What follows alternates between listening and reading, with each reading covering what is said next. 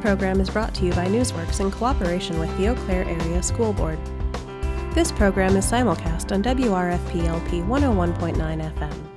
All right, it looks as though that we have all of the board members and Superintendent Johnson back from our closed session. Commissioner Clements was able to join us for the closed session, and obviously you can see that he's here now, so we will resume our open session. Those of you that are willing and able, please join me in the Pledge of Allegiance. I pledge allegiance to the flag of the United States of America, and to the republic for which it stands, one nation, under God, indivisible, with liberty and justice for all. Our first order of business tonight and every night is our public forum. Tonight we have 4 speakers for our public forum. As always, I would like to apologize if I mispronounce your name, but each speaker will be given 4 minutes to address the board, and the school board will not hear personal complaints of school personnel or any person connected with the school system in a public forum. At the start of your 4 minutes, please state your name and address for the record. Our first speaker tonight is Molly Geiger. Hi, can you guys hear me? We can, thank you. Okay, perfect, thank you. So name is Molly Geiger, and then address, do you need the full address? Sorry, this is my first time. Yes, please. Okay, 3215 Benrood Parkway, Apartment C in Eau Claire, Wisconsin, and that is 01. Go ahead. Okay, perfect. So the reason for what I wanted to speak to tonight, and I apologize because I'm not sure if now that Governor Evers' orders are into effect, if the mask mandate for schools is going to carry over, but I guess that's the issue I kind of wanted just to discuss today. I am a mom of an elementary school student, so to me, having to have that mask mandate in schools all day has been a really big contention for us. We are definitely wanting to get him back into school as much as possible. And I just have kind of a few points I wanted to touch base on just because we've seen the infection rate with children and how low it actually is. I think the benefits of a mask are going to be such a hindering thing in the school, especially for elementary students.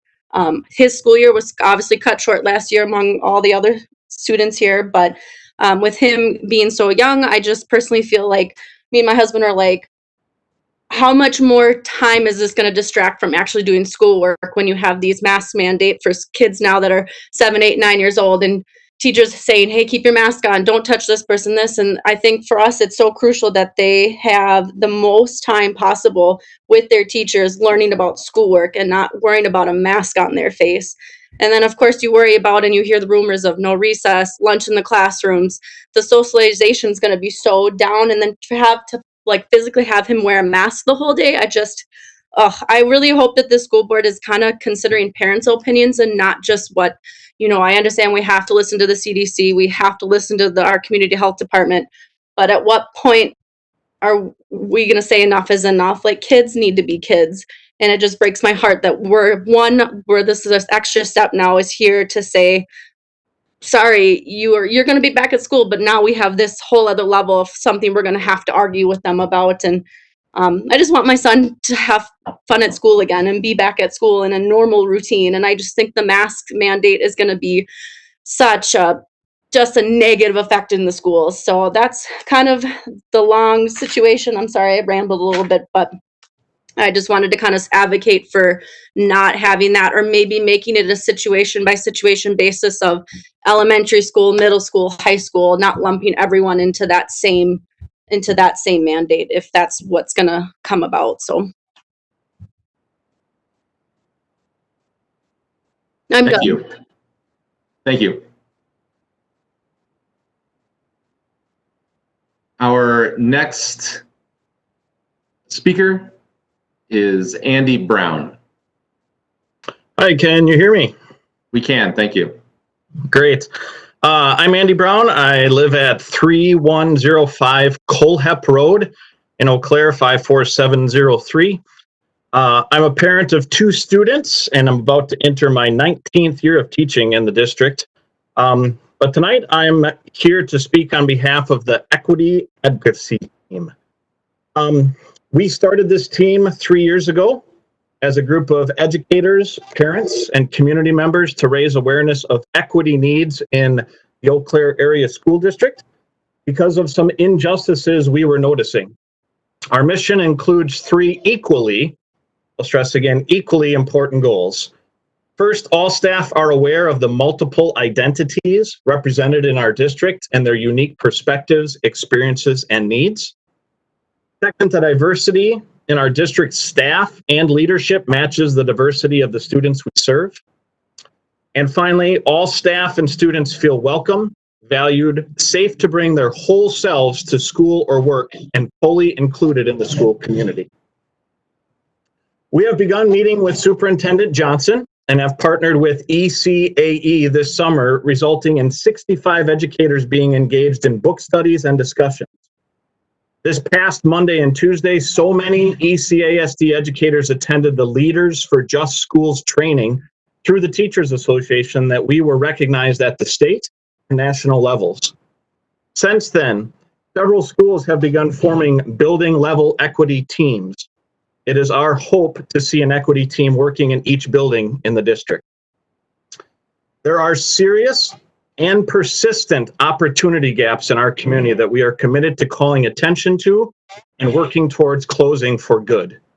We are living in uncertain times, and people are understandably concerned about the impact that COVID-19 will have on our schools. And it might be tempting to push equity work to the back burner, but we are here to say that equity must be the heart of all that we do. It is the work. Now is the time. We are looking to you to ensure that equity is not just a piece of the pie, but it's the whole plate. Our students, our families, our staff, and our community are counting on you. As we begin planning for the 2020-21 school year and new leadership under Superintendent Johnson, we want you to know that we are here as a resource and look forward to working together in the very near future. Thank you so much for all that you do and for your time this evening. Thank you. Our next speaker is Susan Kishel. Hello, can you hear me? We can. Thank you. I live at 1616 Lindale Avenue in Eau Claire. I have a incoming fourth grader and eighth grader this year. And according to some of the recent research I've been looking at, kids can and do spread this illness. And according to the best science that's available to us now, masks are one of the best tools that we have to prevent it from spreading unnecessarily. I spent 2 years living and teaching in Japan, where masks are a lot more common. I saw kids wear masks regularly when they had any kind of cold symptoms. They wore them all day. This wasn't traumatizing to them. It wasn't upsetting to them when it's a normalized thing. This is something that kids can adapt to and do fine with. Finally, I'd just like to say that as a parent who's still making my decision about the fall, there is still information missing that I'm hoping that the school district can make available, such as in today's updated FAQ document, it said that if there's a positive case in the schools, they'll be consulting the health department on who should be notified, which to me sounds like if you're assuming that the kids were appropriately distanced all day, will people only be notified by seating placement? I think a lot of parents would want to know if there had been a case in the classroom, whether their child was sitting next to them or not, and it's just not clear in the document what that would be. And finally, I'm really hoping that teachers and students will be encouraged to stay home this school year without penalty, with even mild symptoms. And given that we might have people at home a lot more, I would really like to know the district's game plan as far as substitutes and backup plans for getting someone in the classroom when they're needed. How are teachers going to get lunch breaks without having people going from classroom to classroom, and possibly having infection spread that way? So there's just a lot of questions a lot of people still have, and I hope we can get some of those answered. Thanks, that's all.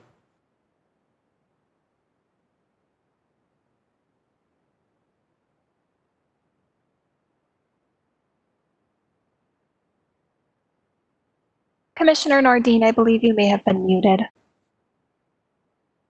Well, then that should be enough time then for Marissa to find our final speaker tonight. My apologies for forgetting my mute, is Jewel Gray. And Jewel's actually decided not to speak tonight. Okay. Then we will move on to our board and administrative reports. We'll start with our superintendent's report. Superintendent Johnson. Commissioner and executive team members, since late Monday night, 2 weeks ago after the board decision and approval, we've been extremely busy on our work to reopen schools. We listened intently to the 13 members of the public who commented, as well as the discussion with the board about so many aspects of the educational model. I called a system leaders update to inform our 40+ leaders in the system about the previous night's meeting and what our charge is for the next week and a half in preparing for tonight. This includes all executive team directors, principals, assistant principals, and select leaders in our entire system, like Jim Five from Transportation and Mark Goings as Union President. It is important to keep them informed and gain their input and perspective on so many situations. These leaders solicit input from staff at their schools and departments and share with breakout groups from our planning.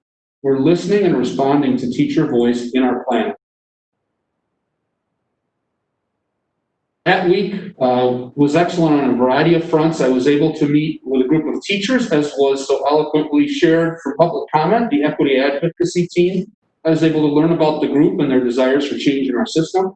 I shared my experiences in past districts, and I expressed to them that I would like to speak with the board at some point to discuss action steps as part of my formal evaluation.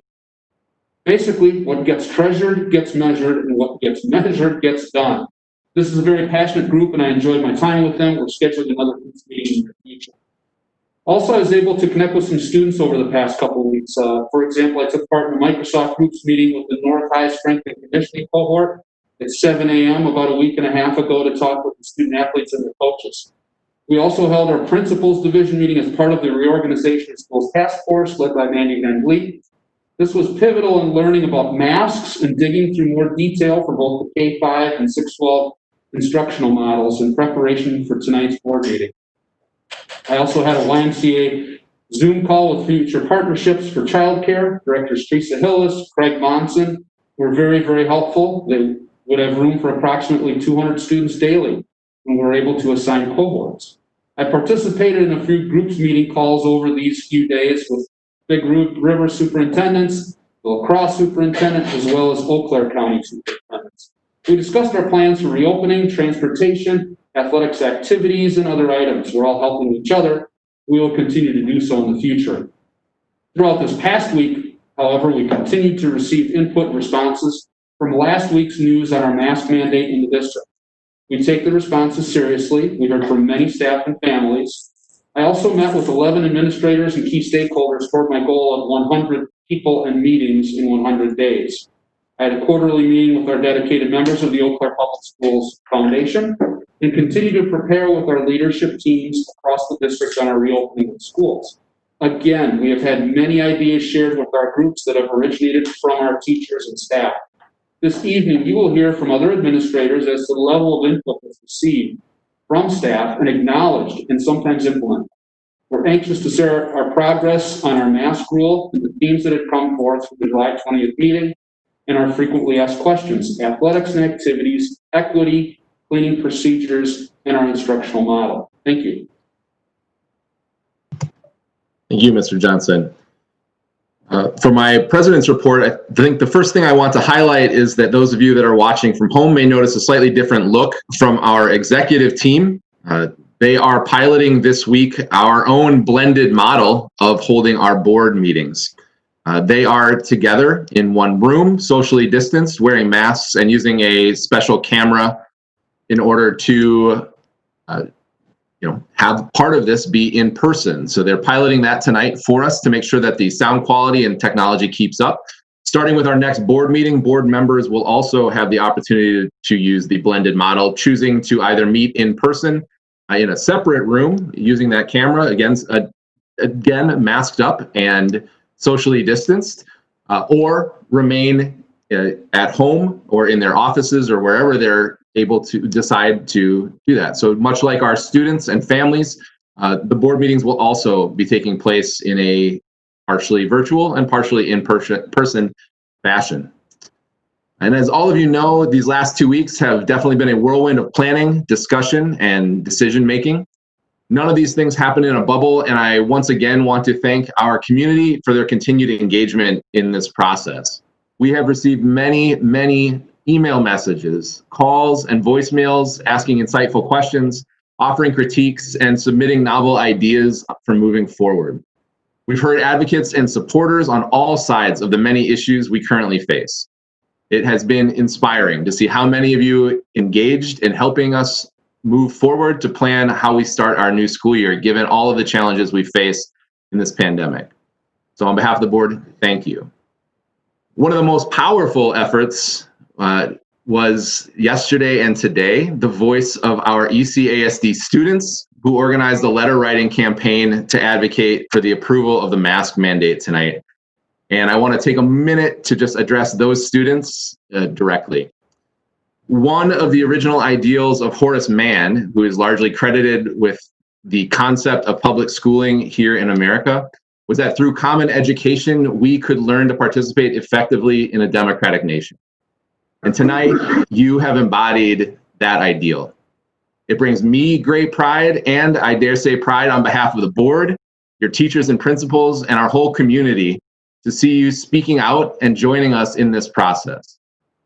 Take that passion with you that you approached this effort and bring it into our next school year. And we are here waiting for great things from such a committed group of young people. Thank you specifically to you for organizing and letting us hear your voice. And of course, to the many parents and community members who joined in on this campaign over the last day. It was overwhelming, and we thank you for that. We'll now move on to our board committee reports. We'll start with budget development. Budget has not yet met, so there is no report this week. You may see that as a theme coming up, Commissioner Harder. How about, let's go to LEAP. LEAP meets next month on September 8th. Thank you. Demo and trends? Demographic trends will be meeting in August. And policy and governance will meet next Tuesday, August 11th. So how's that for moving through it quickly? Dr. Johnson, we'll turn it over to you for our legislative update. Yeah, I'm really not sure. The last couple of meetings, I've been the only one reporting here, so I think I chose the wrong group to be a part of here. So, but the legislative updates. The Wisconsin Senate Committee on Government Operations, Technology, and Consumer Protection held an informational hearing on virtual schools on Thursday, July 23rd at 10 a.m. at the state capitol. The stakeholders were selected and invited to attend, and those stakeholders included Wisconsin Virtual Academy, the Department of Public Instruction, the Wisconsin Association of School Board, School Administrative Alliance, and then School Choice Wisconsin. According to the Wisconsin Public Education Network, it's unclear what the motive of the focus of the hearing was and why the Committee on Education or the Education Committee was not involved. However, you can get some of the recordings of that informational hearing on the governmental website. On July 22nd, Governor Tony Evers directed the Department of Administration to identify $250 million in cost saving at state agencies for the current fiscal year. It's really unclear what that impact potentially will be on local school districts. That's also in addition to the 5% cut in state operations that were asked for or requested in April. And then on July 23rd, 155 local education agencies became eligible to apply for $46.6 million of the Wisconsin's Governor Emergency Education Relief Fund. It was part of the CARES Act. Eau Claire School District was not an eligible district according to the list that was available. And then at the national level, Senate Republicans introduced their coronavirus relief package and earmarked $70 billion, well below what was requested from national educational organizations for K-12 public and private school. And then the indication, a third of that would go to all schools, regardless of their plans for this upcoming academic year, but the remaining 2/3 would be available to those who chose some form of in-person instruction. And then on July 30th, as was brought up with some of our open community members, Governor Evers issued a statewide executive order requiring face coverings indoors, including schools, for people ages 5 and older. Thank you.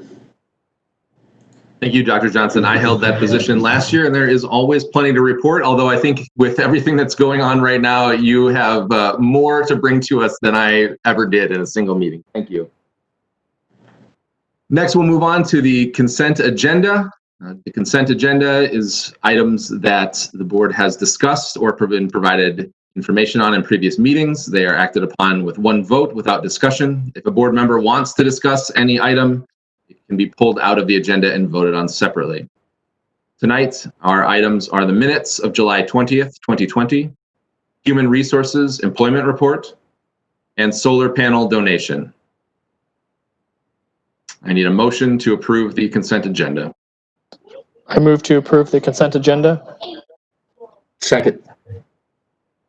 Moved by Commissioner Clements, second by Dr. Johnson. Just for clarity, let's do a roll call vote.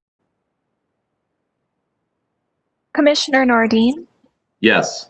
Commissioner Johnson, Yes. Commissioner Zur, Yes. Commissioner Bika, Yes. Commissioner Clements, Yes. Commissioner Harder, Yes. Commissioner Lyons. Yes. Thank you. I'll now turn it back to Superintendent Johnson for some administrative updates. Thank you, Dr. Nordin. With your approval of the employment report, I would like to share an important announcement that will impact many of us from the start of the school year. We have had a change at the district level with a DPI grant-funded position for our equitable multi-level systems of support, otherwise known as the acronym EMLSS, that must be filled. This is an administrative position, and we have appointed Principal Heather Grant to this post. We're extremely fortunate to have such a strong leader in this critical role. However, this creates a vacancy at Mans. Because we're so close to the start of the school year, there are very few potential candidates in our principal application pools. We're looking for a proven established leader who knows the district and its systems. To that end, I'm transferring Adam Keaton to serve as principal of Mans Elementary. This is a decision I do not take lightly. Adam is strongly connected to the Flint community as principal. This will certainly be a big change for Flint, but they will receive administrative support. It is unclear exactly how long we will need Mr. Keaton to serve at Mans. However, I'm placing Mr. True Vang as a teacher on special assignment at Flint for this school year. Mr. Vang is presently a physical education teacher at Sam Davy. He will serve in many different daily leadership and communication capacities for Flynn and will spend some time at Longfellow as well. Flynn will also have the support of Principal Sarah Fisher, who will be in charge of administrative support for Flynn while also continuing her leadership at Longfellow. The background of this decision and rationale is rooted in the realities of COVID-19 and our hybrid instructional model of serving half of our school's families and students daily. This is also key because of our Every Student Succeeds Act, ESSA, audit and compliance, which indicates we must place more equitable resources at our administrative levels in our schools.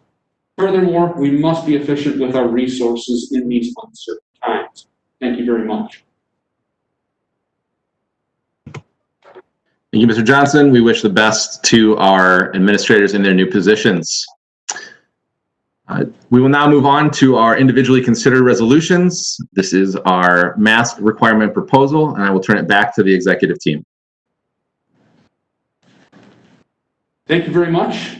This evening, we would like to propose a resolution or to have a resolution approved by the board this evening on two rules, and I will explain both rules in a moment. As we had alluded to earlier, the reopening of schools task force has studied reports on the use of masks and recommends requiring students and staff to wear masks at school. This evening, we hope the board approves proposed modifications to 443.1 rule and 521 rule to adopt the proposed requirements for visitors to the Eau Claire area school district. We recommend the board require student staff, contracted staff, and visitors to wear masks. The major points in our report would be the proposed changes to 443.1 rule, student dress and grooming guidelines, and 521 rule, staff attire. They are attached. We also recommend the adoption of the following language for visitors. Due to the current COVID-19 health emergency, all visitors to the ECASD shall be required to wear a mask or face covering while present in any district building, facility, or other district controlled area. Visitors may be exempted from wearing masks and face coverings due to a documented medical condition. We had gleaned quite a bit of knowledge, and we had received some feedback from our legal counsel, Steve Well. I'd like to address 443 rule to start with. The changes to this, I'd like to read. All students in K through 12th grade may be required to wear masks, face coverings, gloves, or other protective equipment. Due to the current COVID-19 health emergency, all students shall be required to wear a mask or face covering while attending school or at school function in any district building, facility, or other district controlled area, and when riding in district provided transportation. All masks and face coverings must cover the nose and mouth of the student. Masks and face coverings must be worn by students regardless of the ability to maintain 6 feet of distancing. Students shall wear masks and face coverings at all times except for the following limited exceptions. And they are articulated below. Students may remove masks and face coverings when eating or drinking. They may do so when engaged in physical education activities as determined by the physical education instructor. They may be exempted from wearing masks and face coverings by the school principal due to a documented medical condition of the student. And they may be exempted due to special behavioral or individualized needs as determined by the director of special education. Other exceptions may be made on a case-by-case basis by the superintendent for good cause. All other rules of the district related to student dress. Examples, prohibitions against clothing or jewelry containing messages related to sexual references, profanity, drugs, etc. apply equally to masks and face coverings. Students who refuse to wear masks or face coverings shall be subject to discipline consistent with the other school attire rules violations. So that is rule 443.1. And then I would like to go over 521 rule for staff.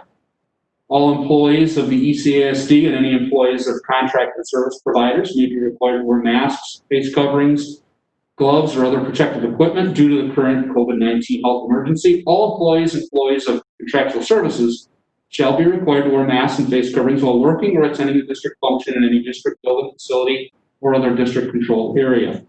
All masks and face coverings must cover the nose and mouth of the employee.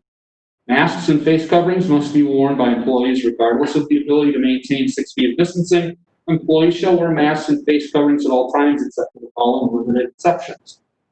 Employees may remove masks and face coverings when eating or drinking. They may be exempted from doing so by the school principal or superintendent due to a documented medical condition of the employee.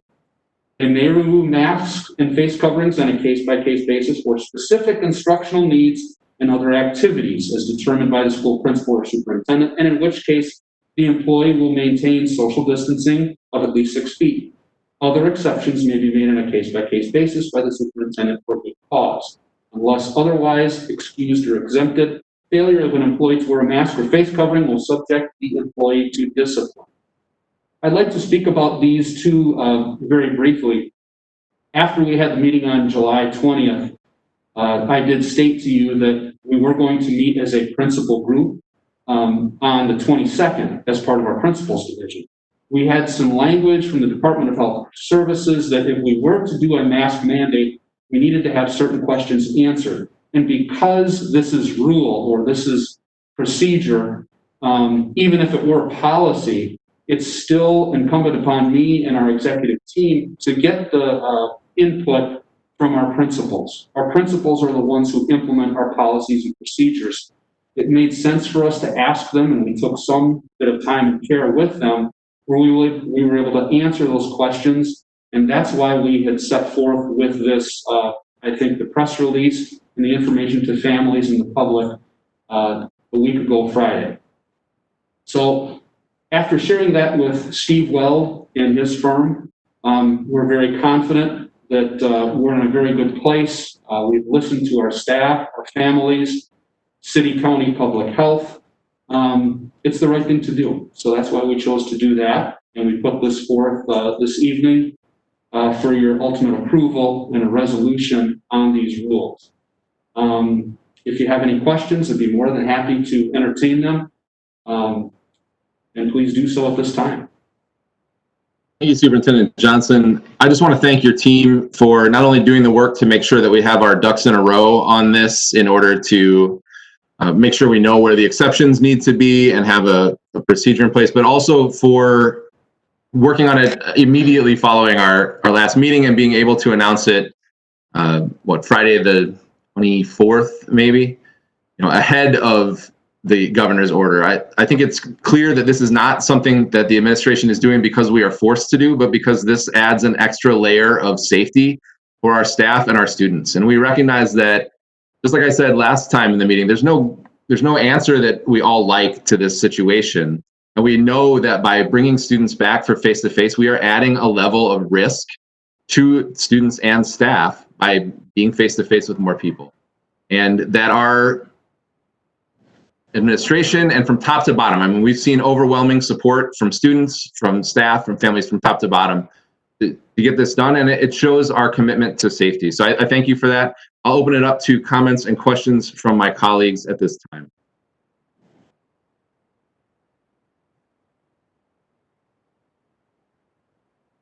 Commissioner Harder? Yeah, just quickly to echo the thanks for that. I think it's a great change to what from coming out of the meeting we talked about last week, and we certainly have seen a lot of support for it in the emails and discussion. The community, it's not universal. As we heard in a public comment, different members of our community have different views on this, and it's understandable. It's a very complicated issue, but I'm glad to see it moving in this direction, and I thank the staff for their work to get it done.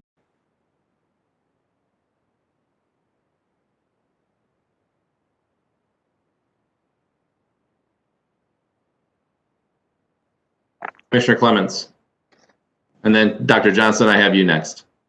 I also like to thank the staff for following up on this. Was a question I had 2 weeks ago when we voted on advancing our operational model. And I think, as we all know, we'd prefer not to be in this situation, but all of the evidence we've been presented with reflects that this is a necessary step to protect the health of both students and staff, knowing that there are operational challenges that we'll have to continue to make sure are limited in their impact. I'm 100% in favor. Dr. Johnson? I would like to add, if possible, from I think a public service announcement, as well as in an attempt to prep some of our, especially given the concerns that were expressed by some of our community, in an attempt to prep some of our K-5 grades, that we put out a public service announcement in terms of the practicing of wearing face coverings. I think local pediatricians say that that it's also possible for this to happen, but there should be a practice. I know with my own kids, we practice, especially as it relates to entering and staying within an indoor environment. So if the school district would be willing to put out just a public service announcement about starting that practice for the next 3 or 4 weeks, so some level of adjustment, realizing that it will not particularly be perfect. And I definitely understand the challenges, especially with those primary grades. But if we could put something like that out there, attach it within an FAQ or something, I would suggest that. Thank you. Thank you, Dr. Johnson. I think that's a fantastic idea. Commissioner Zur? Yes, thank you. I agree with everyone who's commented so far, and I was struck the last meeting by the report from the county health department that when we look at face coverings, we look at them as a secondary tool to social distancing, as being, you know, the first kind of level of defense that we have against the spread of COVID-19. And so I do think, you know, in preparing our students and our staff and our families for cloth face coverings or face coverings of some form or another, I think the social distancing component, especially for those young kids, is probably going to be equally, if not more challenging. And if it is the first line of defense, masks being second to it, I also would like to say, you know, that we are preparing our families for social distancing and, you know, really encouraging that behavior. It's been hard because we really haven't been around a lot of people. And so we're sending our kids back and they're going to be so excited to see their friends and to see their school and their teachers and their staff. So also as we're preparing them for masks, if we could be preparing them for social distancing as well. Thank you. Dr. Bika or Commissioner Lyons? Go ahead, Dr. Bika. Yes, thanks. I have two questions. I wondered what the advantage is to using the wording masks/face coverings and face coverings instead of just saying masks. And my second question is, I think we are accustomed to school board policies really representing long-term kind of enduring issues and contexts. So I wondered what was the advantage of embedding this new language into existing policies for dress, attire, so forth, as opposed to creating a new policy just specific to this situation? I think for those two questions, I guess the first one would be advantage would be masks or face coverings. I think because there are the face coverings that go below the neck, not necessarily a face shield, because as we've learned from the city county health department, there's a bit too much air that goes through. The face coverings or the masks are the way to go. I can definitely ask Steve Weld if we need some more clarification on that, but that's the answer to the first question, Dr. Bika. And secondly, the ability to maintain this or the ability to alter this in rule, as that was through Steve Weld's discussion with Kim Kohler and me, email communication as well. First off, I think the policy language would take us a first reading and a second reading, extending this into at least August 17th. That's one reason. But the second reason is because he thought it would fit best into rule rather than policy because of dress code. We did have questions about this previous to the meeting on the 20th, and this was just an avenue that we decided that would probably be the way to go. After confirming with him, he felt that was the same, but I think that would be the answer I would give as opposed to rule rather than policy.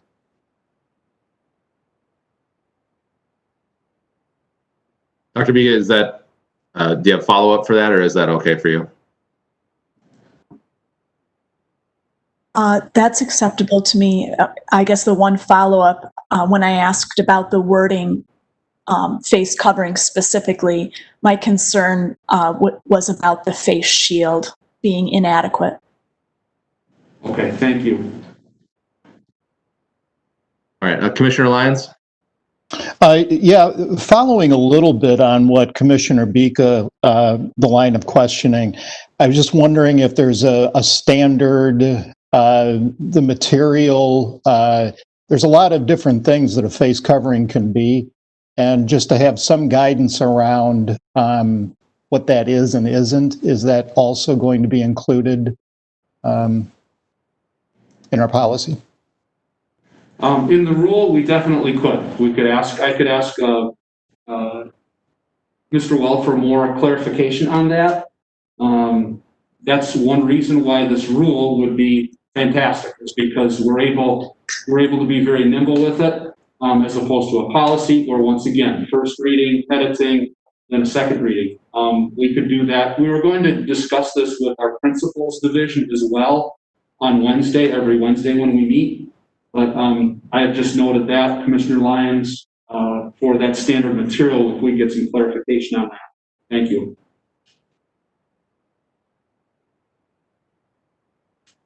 I'll just note, primarily to you, I think, Maida, that there are at least, I've noted at least two tiny little like one letter typographical errors. So before these, should this be approved and it goes to our book of policy, the one I can find right now, I noted another one, but I can't find it, is the first bullet in 521. There's an extra X in the word employees. These are just minor things. So if you just give it one more read over, just for I think there's one other letter out of place somewhere, but I can't find it right this second. So just as a heads up there. Dr. Johnson? Yeah, I just a couple more questions here. Could a little bit aligns with what Commissioner Lyons were discussing. Do we know, did Eau Claire School District, I guess the first question, Eau Claire School District receive some of the state appropriated mask, and if so, what was that particular brand, or what was the material that was made out of? And then also, will there be a list of whether it be online or in local places available for parents to potentially purchase additional masks besides those that are allocated from the school district? I'd like, actually, if possible, I'd like Abby Johnson, Commissioner Johnson. Okay. Thanks for the question, Dr. Johnson. We did receive 23,000 masks from the state of Wisconsin. They're on site being prepped to deliver to our schools. I could not tell you the brand. It was whatever was recommended. We have also ordered additional masks for our staff, and they're expected to arrive by the end of this week. We are working with a couple of area vendors to be able to provide an opportunity to purchase additional masks for their students. Dr. Johnson and I have had a couple of companies reach out to us specifically, and so we're trying to finalize those details right now. And once those details are finalized, we'll make sure and get that with our FAQs as well. What was your other question? I think I missed it. No, that answered those two. It's just kind of locally where will be potentially available for additional purchases, and then the initial brand. I think about both from a staff perspective as well as a student perspective, but also we also know there's, in terms of multiple use of one mask, or relying on the use of this one particular mask. I just had another question, just as it pertains to the policy, and just a point of clarification. Let me pull it back. So on page 1 of Rule 443.1, the bottom of page 1, it says students may remove masks and face covers when engaged in physical educational activities as determined by the physical education instructor. So are we assuming not only during potentially the opportunities during physical activity, but that's also as it pertains to recess as well? Or because then the determination, and I'm not sure, it'll be interesting in the next presentation, kind of how the instructional model will look, is that typically recess is under the guidance of teachers, not the actual physical education teachers, but the classroom teachers. And so if that particular specialist is not out in that particular environment, who has the purview of making the, or so could anybody ask or add clarification to that point? I think I could provide some, Commissioner Johnson. I think, once again, when we meet with our principals, as we do weekly with them in our principals division group, that's one question that has already been posed that we have queued up for Wednesday is, how does recess look? Because would it be an entire grade level going out? Probably not, because we don't want to mix cohorts of students, for example. But once again, that's just the simple opinion of the superintendent. I'm not in charge of a school. and I'm not having to implement rules or policies. So I think it's really imperative to have that feedback from our teachers, from our principals, as to what's able to be addressed and how we're going to teach the students, as opposed to, well, this is what's going to happen, so therefore you're going to get punishment or a consequence for it. I think it's those procedural items that, okay, when we go out for recess, how many classes will go out together at a time? Where will they go? We don't want to mix cohorts. And like I said, you'll probably learn that a little bit more tonight when we talk about our instructional model. So there's still, even though we had gotten this language from Steve Weld, there are still things that we would like to hone in on and then still be able to communicate with our families consistently, accurately across all our schools. Dr. Bika?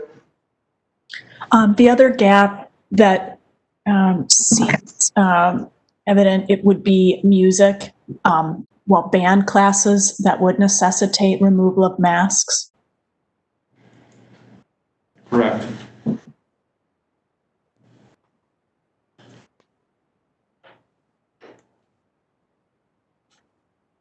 Commissioner Harder.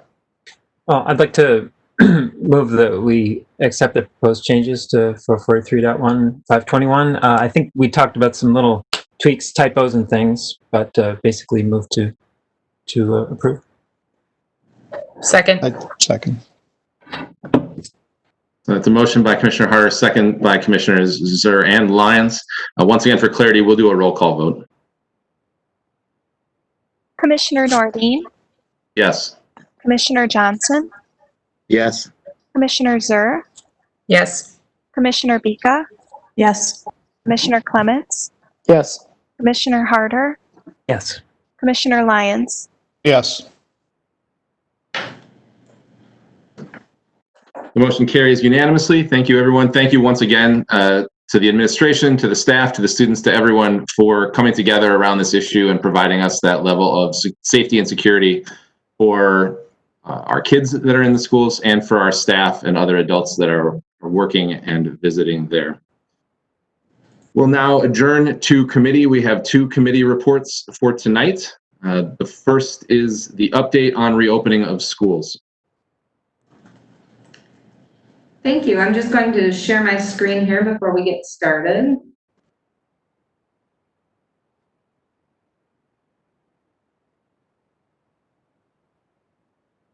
And I think you should be able to see reopening of schools progress report PowerPoint. Is that true? We can, Kim. Excellent. Thank you. And I'm going to let Superintendent Johnson begin. Thank you. Tonight, we'll update the board on our progress over the past 2 weeks with our reopening of schools progress report. We received valuable feedback from public comment from 2 weeks ago, email responses, and our board discussion from July 20th. With every section we present, there is attention and keen thought to staff input.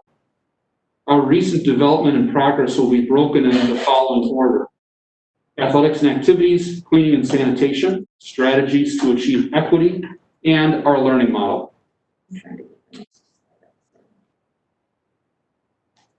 First, I would like to address the progress on our extracurricular activities. With every proposal or decision, we enlist the help, or we will enlist the help of our Eau Claire City and County Health Department to ensure we would participate safely in student activities. Our activities directors, Mike Pernsteiner and Kevin Thompson, have been extremely busy in getting feedback from coaches throughout the summer, sharing it with other levels of administration, where we in turn share with the City and County Health Department. Next, we must ensure that equity and opportunities for our students. We've had many questions about the fall season and options for our students, whether to condense into a spring season. We discuss equity with our activities directors, where we can keep engaging students if we were to postpone a season, or if the WIAA makes a decision on that. We do not want to force students into a choice where they would have to choose between 2 sports or activities in the same season. Next, we've sought input from all varsity coaches, regardless of season, 2 weeks ago, about models from the WIAA that were proposed and their preference. Our activities directors have met constantly with Big River's conference activities directors, and our health orders from county to county are very different, which does create a challenge in the Big Rivers Conference with 7 schools and 6 different counties. We are obviously exploring all options. Finally, we've engaged in discussions with our county superintendents and the health department on our plans. We continue to do so, and other superintendents and activity directors have reached out to us as well in case of postponing seasons or arranging contests and equitable opportunities for our students. There will be a decision in the next few days as August 17th looms upon us as the first day for low-risk fall sports approaches quickly. Thank you. Over the past several months, we've heard very clearly from our community that educators are essential workers. And like all places with essential workers, understanding the disease within this pandemic and reducing the risk to staff and students became a very important task. As we welcome students and staff, it's critical that we develop practices and engineer the environment to mitigate the risk of transmission. One way we can do that is to emphasize personal practices that reduce transmission. And to do that, we have placed hand sanitizing stations in common areas in each of our schools. We've developed instruction around and a schedule for frequent hand washing. We will require students and staff to wear face masks, and we will eliminate the practice of shared supplies among students. We've also made changes in our environment to reduce the spread. For example, you will see plexiglass barriers in all of our reception areas. We've installed no-touch devices whenever possible. Those would be things like bottle filling stations, trash cans, and faucets that don't require your hand to touch them. We're also equipping each room with bottles of Oxiver TB, which is an EPA approved disinfectant, so that spaces can be disinfected at any time of the day. And we've developed enhanced cleaning protocols. I'd like to share with you today exactly what those enhanced cleaning protocols are. So the documents that you see here have been shared with you as well through board docs. On the task force, the Health and Safety Division and the Facilities Division have collaborated to develop the checklists that you see here. When planning for cleaning and disinfecting, there were really 2 time frames that the division had to discuss. The times when students were in the building, and then those times between the cohorts of students, either on Wednesday or on the weekend. So first, I want to assure you that the cleaning products and tools that you see on these protocols have been used in our school for years. They are EPA registered disinfectants with a 60-second kill time against this virus. Starting on the left, you can see the daily disinfecting checklist. This checklist emphasizes the importance of using Oxiver TB, which, as I said, is known to kill the virus, on high-touch surfaces multiple times a day. You can see, you can expect to see in the buildings that our buildings and ground staff will be wiping down panic bars, doorknobs, push pads, restroom surfaces, bottle filling stations, and more, as I said, multiple times a day. In addition, they'll continually align furniture so that physical distancing is maximized. And finally, you'll see on this checklist that it outlines the use of electrostatic sprayers on several surfaces daily. Each of our schools has at least one electrostatic sprayer. And again, it's something that we've used in the past. So it's not new technology, it's just the frequency with which we're using it.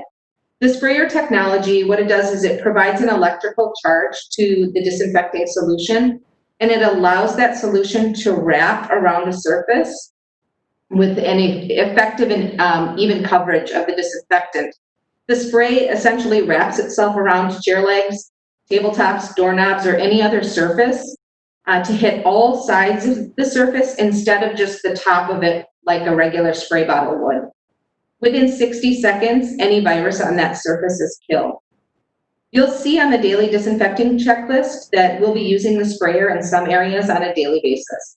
That would include restrooms, common areas, childcare areas, and other. That electrostatic sprayer plays an important role in the checklist that you see on the right-hand side, the deep clean protocol on Wednesdays and on the weekend. As we prepare each school to transition from one cohort of students to another, we'll utilize the sprayer in all classrooms, on hallway walls, in restrooms, entryways, and more. And over the weekend, all surfaces in all areas of all of our facilities will be sprayed. Additionally, you can see that the high-touch areas will continue to be cleaned multiple times a day, and the furniture will be arranged for physical distancing. Now, in addition to these protocols, buildings and grounds staff have also placed a bottle of Oxivir TB spray and paper towels in every room. This will give staff the means to spray surfaces in the classroom between cohorts and or to spray high-touch areas in the surface or high-touch surface areas in the classroom at any time. While this isn't a responsibility that instructional staff typically perform, it is something that's needed in these extraordinary times. With these protocols in place, we're confident that we'll reduce the risk of transmission for our students and staff who are face-to-face in the buildings.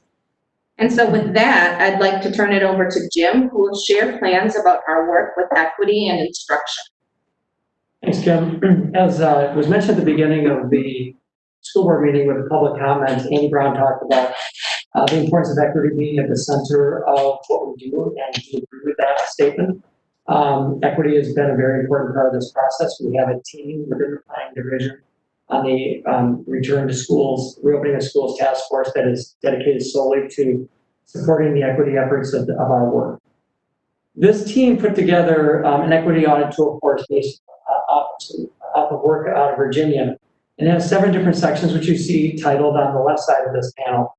And this team developed it as a guide for task force teams to use through their work.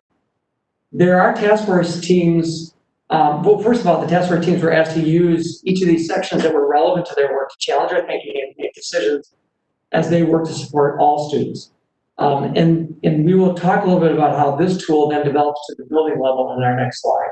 But we will focus first in that slide around one component, which is instruction.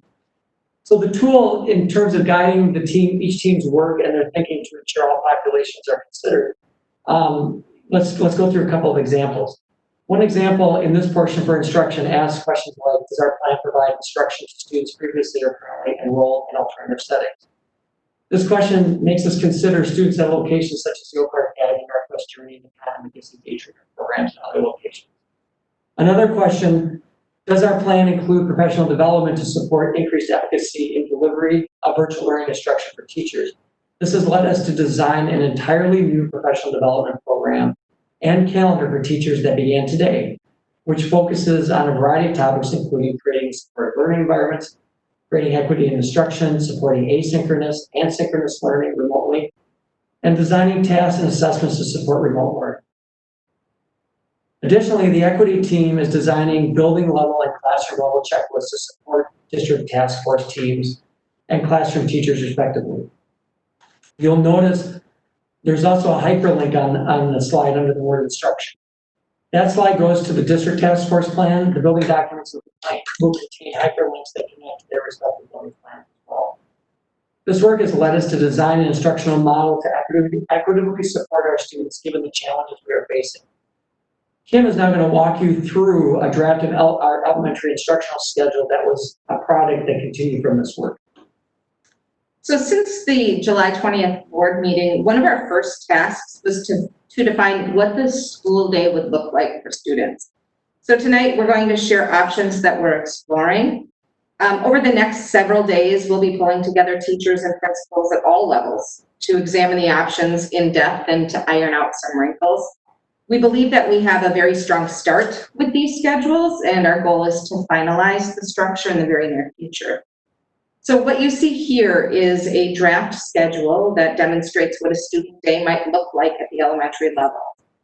At the elementary level, we're exploring schedules that would maintain core classes in the current elementary master schedule on in-person days. This would include English Language Arts or ELA, math, science, and social studies.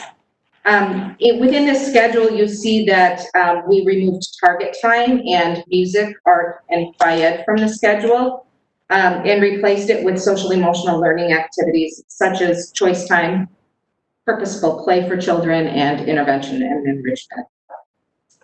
And then something that would be new in this schedule would be arts and library and media specialists would provide face-to-face lessons to students within the classroom. On the 3 remote learning days, elementary students would focus on independent practice, modules delivered through the learning management system, a virtual check-in or 2 perhaps with a teacher, and then virtual programming in music and Phi-Ed. So we want to show you in the next slide how the draft plan is similar in different past schedules. So each decision has benefits and barriers, and we've worked through a model that leverages the benefits as much as possible considering the barriers that exist. So we received a lot of input from individual teachers and teaching teams on this, and as well as the secondary schedules that you'll see after we finish the elementary discussion. As in all models, we focus on 5 days of learning over the course of a traditional week. So we're planning to run ELA, English Language Arts, sorry for the acronym, Math, Science, and Social Studies on their normal schedules while students are in the building. And then support students with remote instruction the other 3 days. These instructional tools will take development from both district and building teams. So we're going to be building things that currently do not exist to be able to facilitate everyone instruction. Additionally, because of the health guidance that we received, music and physical, regarding music and physical education, we're strongly considering that these areas will be 100% virtual. Additionally, as Kim mentioned, art and library media coming into the classroom on a weekly basis will still provide instruction for in those areas as well. And these changes will allow for an increased focus on social emotional learning and support that we are very acutely aware that needs to be present during our in-person instructional time. Students will still have access. I know the question was brought up earlier about recess, to recess twice daily in this model. As was mentioned earlier too, it is sometimes classroom teachers and sometimes assistants that cover that. And finally, during remote learning days, we will have check-in times built into the schedule for those students. So on the remote days, it will not simply be kind of a wondering when those connections will take place. There will actually be times built into the day for those connections. Kim is also going to walk us through what draft schedule at the secondary level will look like, and then I'll follow up after that discussion with similarities and differences. And then we'll talk about the professional development support for staff before we take your questions. So transitioning to middle school, what you see here is a schedule that we're excited to share. This schedule was suggested by a secondary teacher who called me to share an idea that they'd been batting around with their colleagues. The person that called me indicated that several folks have been involved in a conversation around perhaps making something like this happen and really looking at each department to be able to contribute in some way, shape, or form to this sort of plan. Principals and directors met on Wednesday of last week to explore the idea, to develop details within the plan, and we think that it has very strong potential. We'll be meeting with middle school staff in the early part of this week again to iron out any wrinkles, and we believe we will have a finalized plan to share with families in the very near future.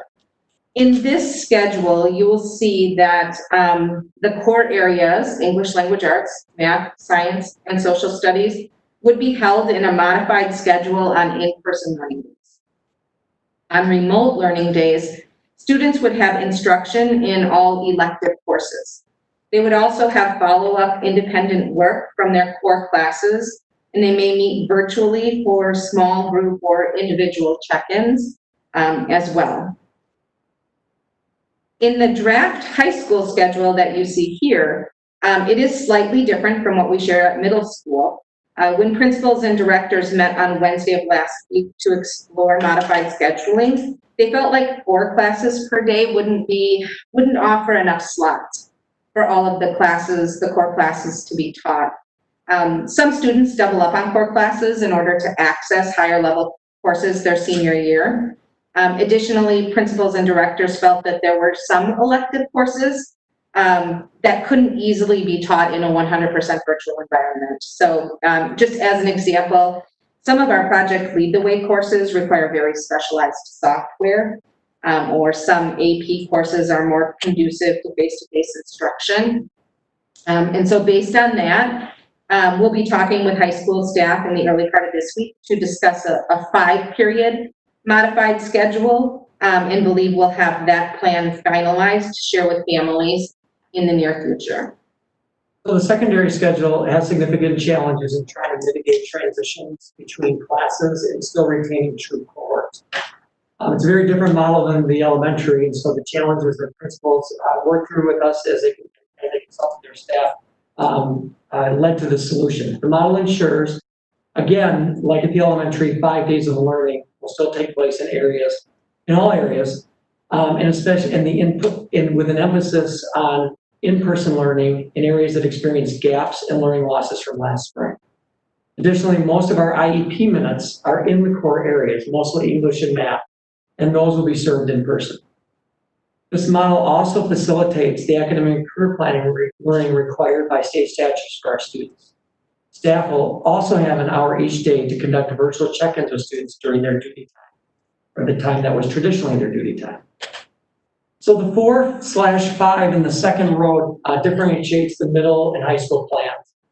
Both allow for longer instructional blocks in the core content areas and the identified electives at the high school level. Those electives have yet to be determined. That process, as Kim mentioned, will be ongoing soon with administrators and teachers over the next days. Beyond the in-person programming, the other electives would be 100% virtual in this plan. Electives are often desired in chosen classes, and our hope is that virtual option may lead to increasing engagement on virtual days. And elective classes will not be limited by square footage and social distancing.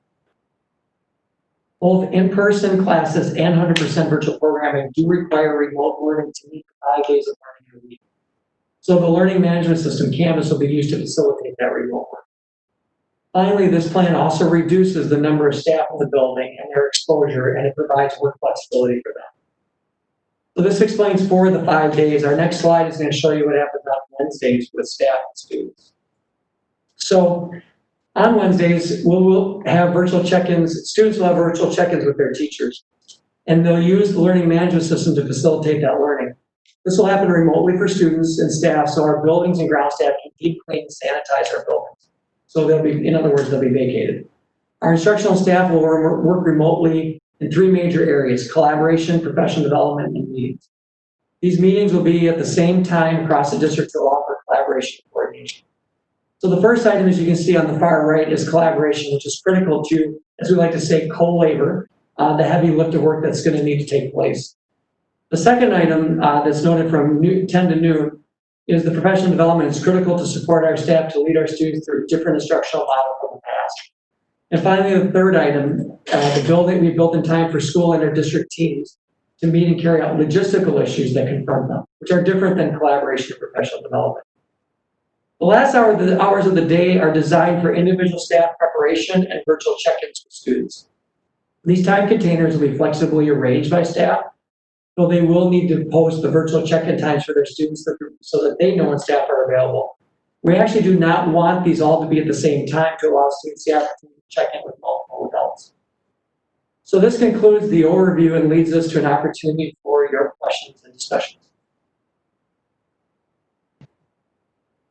Thank you. I appreciate the additional detail you're giving us tonight. I also note that we have updated and started to bulk out our frequently asked questions pages on our website, which I think is very helpful, and I would encourage you to continue to put as many answers up there as possible so parents can find that information in sort of a one source. We've certainly gotten a lot of questions, and I'm sure that my colleagues have many as well. So I will open the floor for them to this time. Commissioner Harder, I think. Yes, then I got Dr. Johnson and Commissioner Lyons after that. Thank you. Yeah, and I'd actually like to reiterate the point about the FAQs, especially from the perspective of one board member. I'm sure it's a common experience for all of us on the board. in this situation, we rely heavily on the expertise of our administration, of our educators, of all our staff, as well as the expertise of our health experts. So really, it's a matter for me of sorting through questions, asking those questions, and making sure they're asked and answered. That FAQ is particularly important for that reason for me. And I think it's very helpful to our community, to our families, to our staff, to have those questions clearly asked and answered. I know there are some cases where there are questions that we have that we don't have answers to yet. I would advocate for getting those into the FAQ as well and say that is it TBA or TBD rather, but that it's in process, and so that people can have clear understanding of where we're at this moment, because it's an ever-changing situation. Other than that, I'd like to say thank you very much for the FAQ that we have to date and for the work that's been done to put together this plan such as it is. I know it's involved all the staff, and it's an incredible amount of work, and I'm grateful. Dr. Johnson.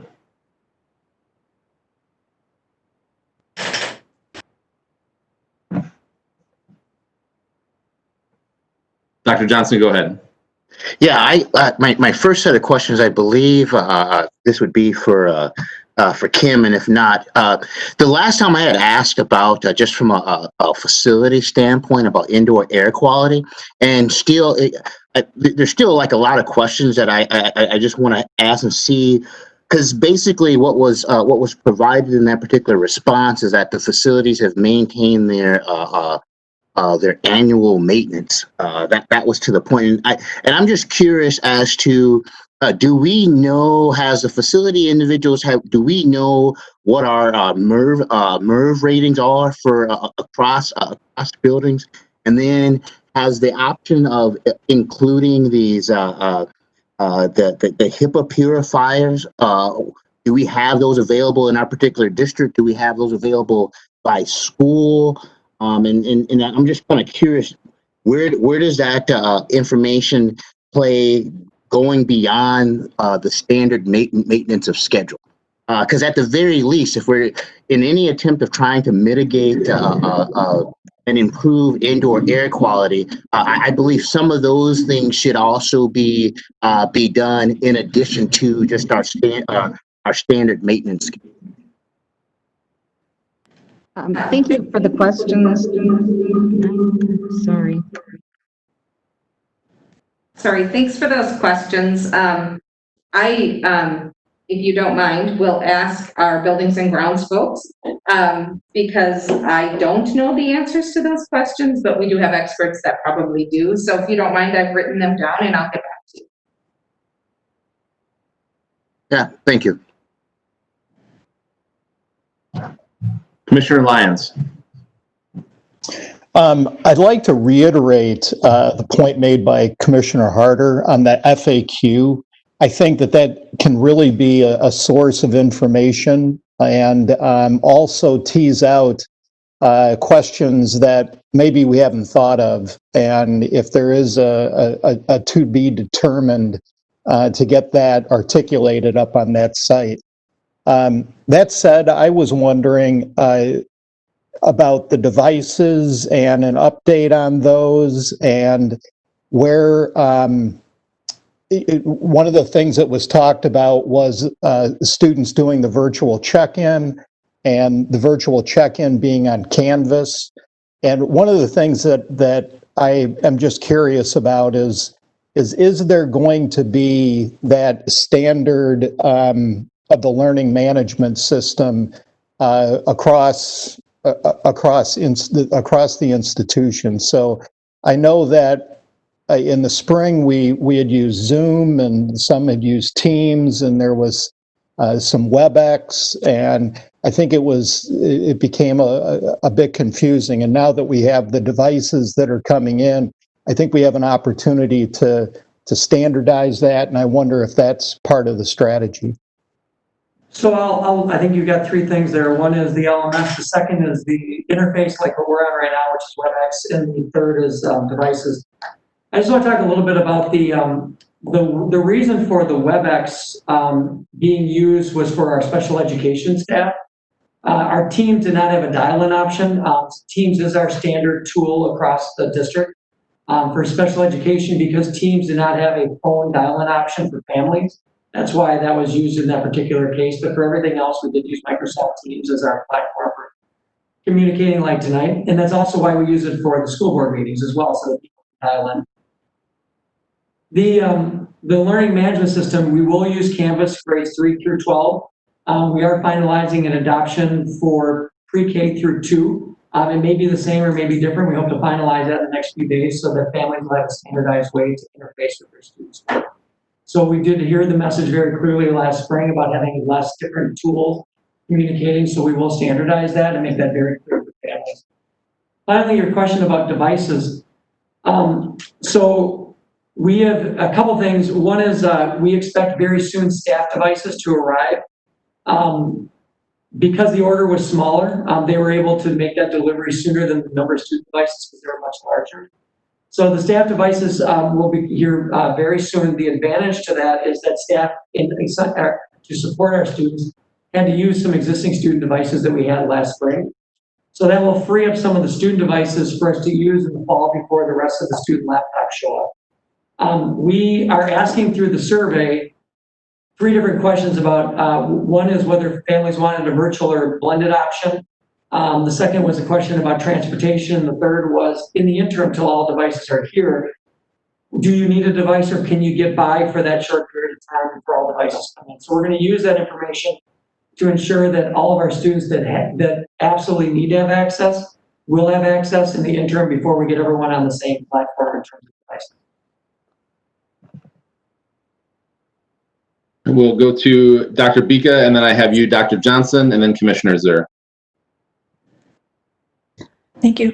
For students in special education and English learner programs, could you talk about how they will get these services in the proposed schedules? Do they have to miss a core class, for example, to get an intervention that has to be provided in person?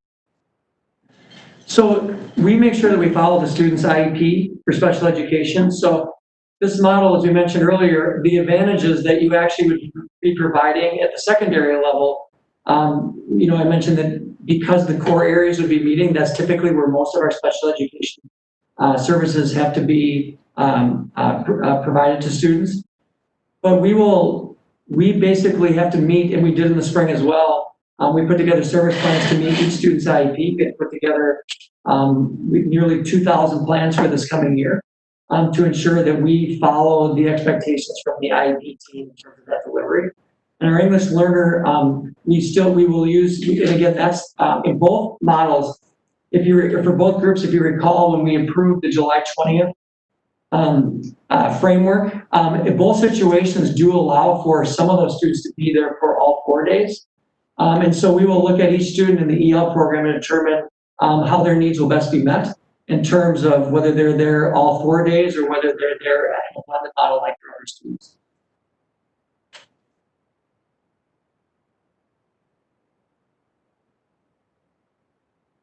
Dr. Johnson? Yeah, as I continue to go through my list of questions, I guess my next set of questions is could you give us an update as it relates to survey response rate overall by school? I know the current principal at Mans was kind of giving a percentage update, and you heard for some other schools. And then secondly, with the data, has there been opportunity to analyze the current responses, and where are we in terms of breakdown that those individuals who will partake in the blended model versus those who are opting in the remote virtual? Thank you. Who wants to take the data? I can start with the data, and then I'll let others fill in as we go. As of Friday, we had about 2/3 of families that have responses. So we're still trying to follow up to ensure that, and then again, we've had responses over the weekend, but that was the data as of Friday. We've seen numbers by grade level that range around 12 to 15%, depending on the grade level of those interested in the virtual 100% virtual option, with the remainder choosing the blended.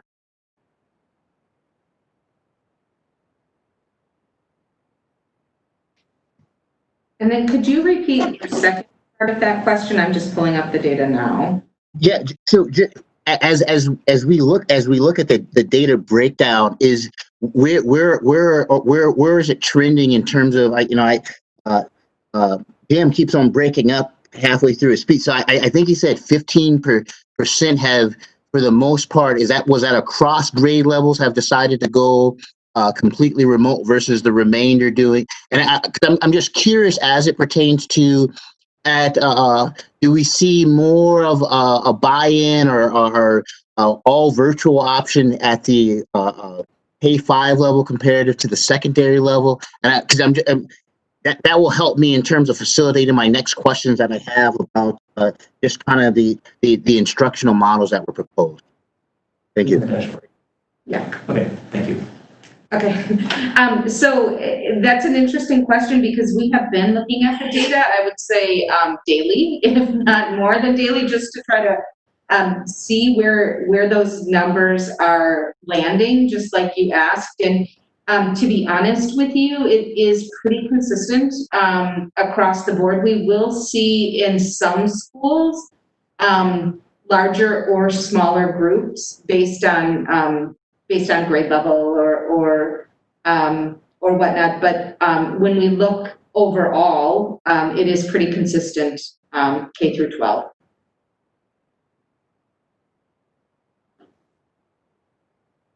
Before I go over to commissioners, I just want to clarify. I know we had a few people that asked over the last couple of weeks, what if I decide to change my survey? Is there possible to change my survey answer? Maybe on the result of the masks, maybe now I feel better about sending my kids blended, but I'd already said 100% virtual. There is the option to reset your survey or change your response up through August 5th. Is that correct?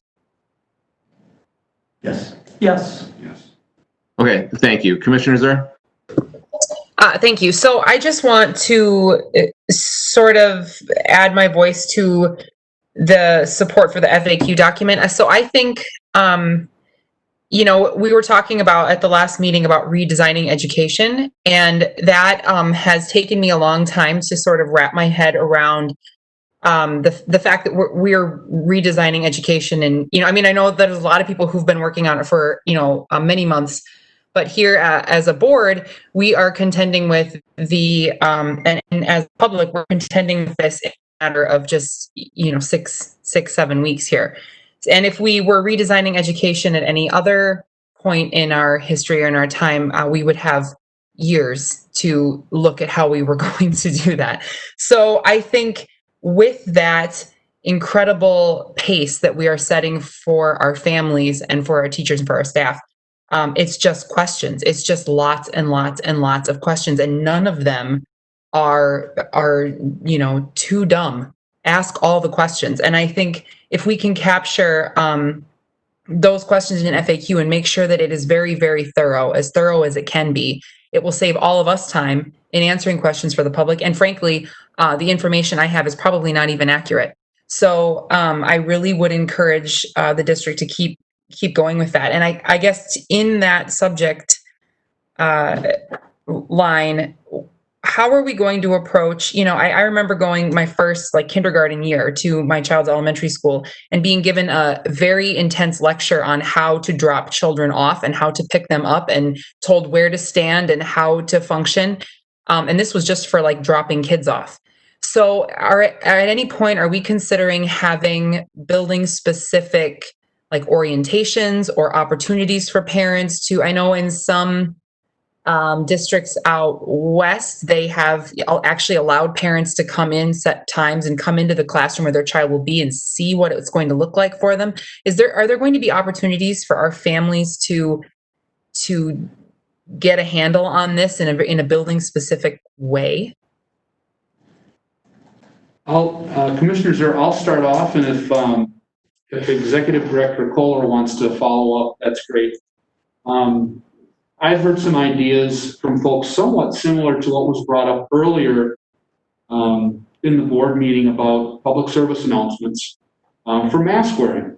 We've had the same types of questions or ideas from some staff, as well as a principal or two, about doing a virtual orientation through the school, whether it's 6th grade, whether it's 9th grade, whether it's kindergarten. But that type of a situation where we will not have crowds of people coming in, because we know how popular that is for our grade levels, especially at the earlier grades. So that's just one example of some ideas that have come to the table. So I'd like to pass that off to Kim. And at this Wednesday's principal meeting, we'll be tackling those exact questions. What are the logistics? So what changes will we need to make in drop off or pick up? Or what will it look like when students get off the bus? Or how will we transition students in the hallway? And those sorts of questions. So we know what the guidelines and requirements are from the Eau Claire City County Health Order. We know what our previous practices were. And so now it really is just a matter of how are we going to tweak those. So that is exactly the sort of thing that principals will be tackling this week. And I imagine that in fairly quick order, principals do this often. Anytime a new class is added or people switch classrooms. So I'm confident that this Wednesday we will have lots of answers to that sort of question. And then we would be able to do something like a virtual orientation. I do know we have a couple of videos that are kind of being edited and polished right now related to some of our new routines in schools.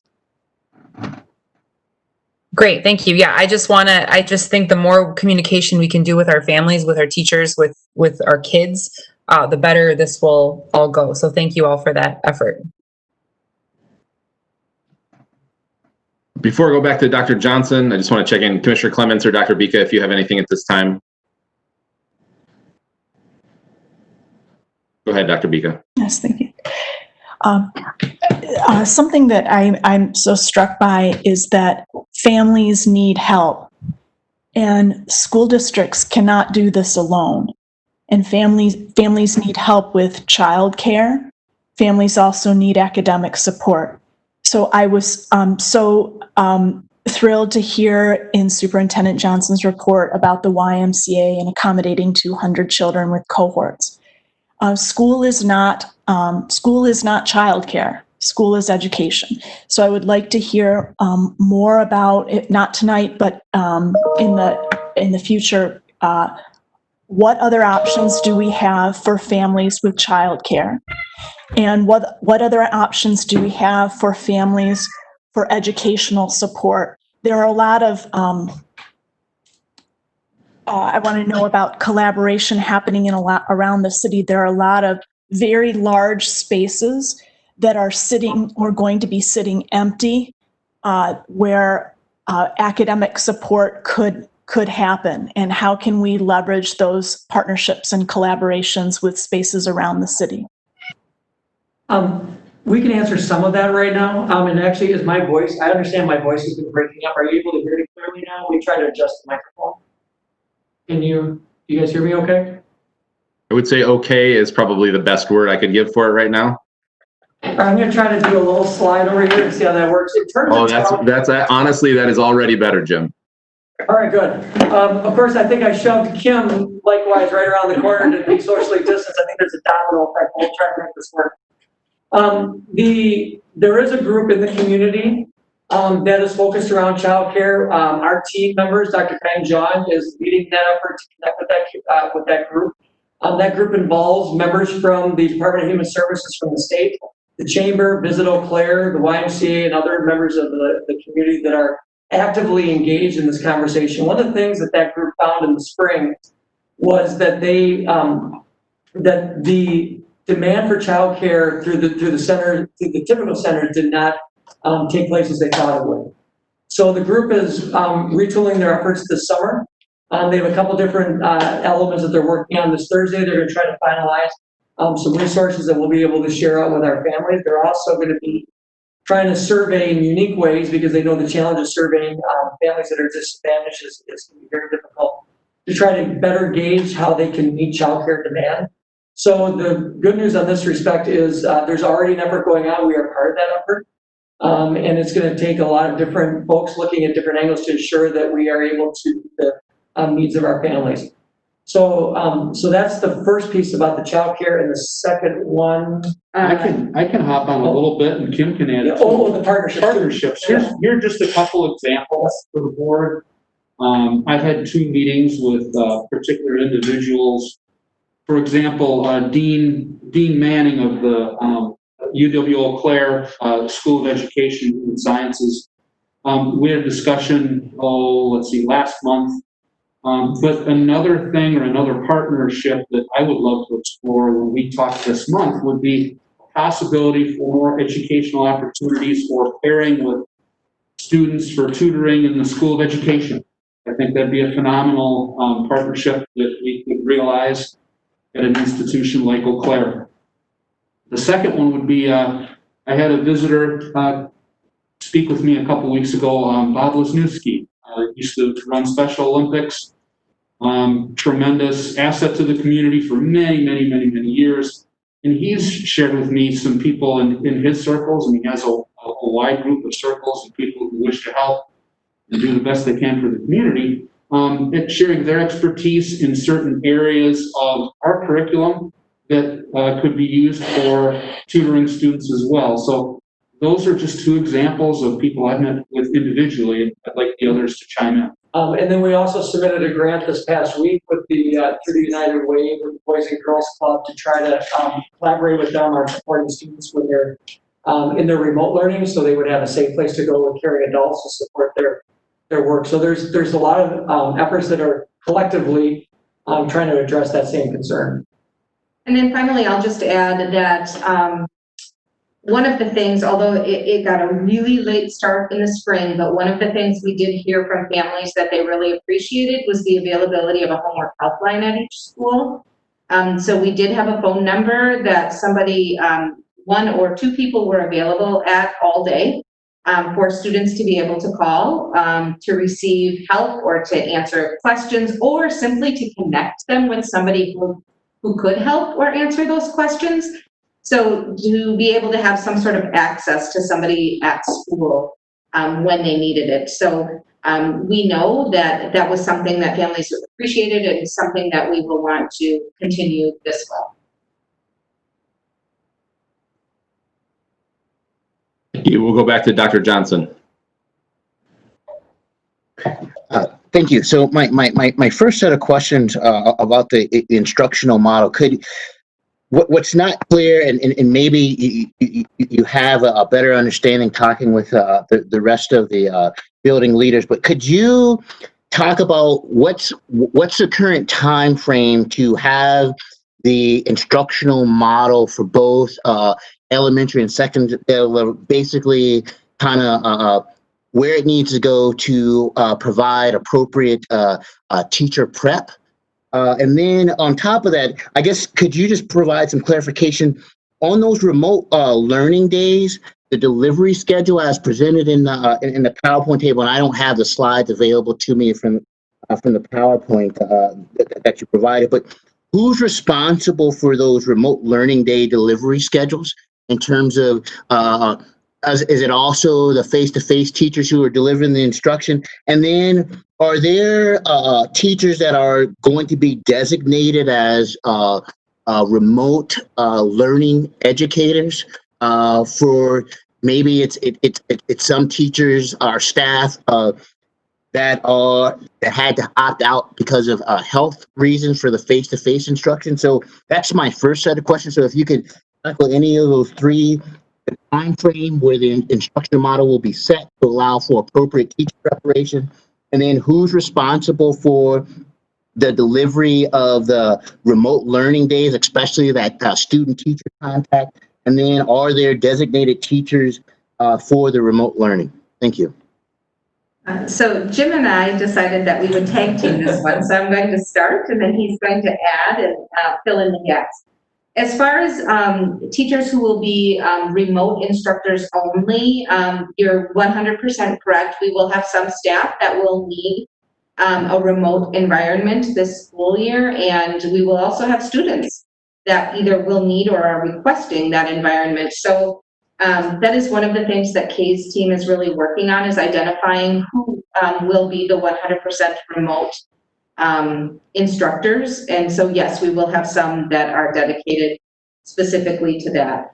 As far as the remote learning days, one of the things that principals really talked about during the time that we explored the option of creating that modified schedule, especially at secondary, was that one of the things that it does is it allows the ELA, math, science, and social studies teacher to be primarily face-to-face, and it allows the elective teachers to be primarily remote. So some of the feedback we heard from staff was that they thought it would be very difficult to juggle doing both for the same amount of time. So the model really allows them to have more of a concentrated area.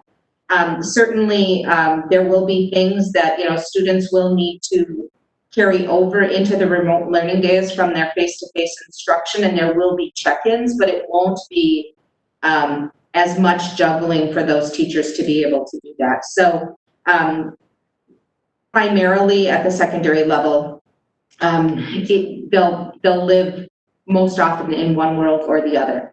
At the elementary level, it will be asynchronous, and I'll let Jim talk a little bit more about that, and then maybe we can come back to the teacher part. Right, and so one of the things we talk about is, again, 5 days of learning. So when a teacher plans their week, they look at 5 days of learning and then have to determine in those 5 days, if they have students for 2 of them, which activities will be done in person. And then for the other 3 days, which are the activities that will be done remotely. So the planning really is about 5 days. And so they teach what they're teaching, say on Monday and Tuesday to a group in person. They repeat that same instruction to the other half of the class on Thursday and Friday. It's the same lesson. When they do their virtual check-in, they're doing virtual check-in on the same content with students when they are not there present in person. So it is. So they are juggling more at the elementary in terms of their group by splitting them in half. But it is the same instruction. But the other piece with that comes the preparatory work to set that model up. And we have been working with to set up with our staff to create the collaborative structures so that they do not carry this load alone. Today alone, we did a head count. We had over 200 teachers today on August 3rd, the first work day in August. Never have seen this before. Engaged in either preparing for collaboration or identifying essential learning that they're going to design their instructional activities around. So the work has already begun. It actually began earlier, but we just took note that just alone today, we have a significant number of staff that are already engaged preparing for this, for something that's not going to kick off yet for another month.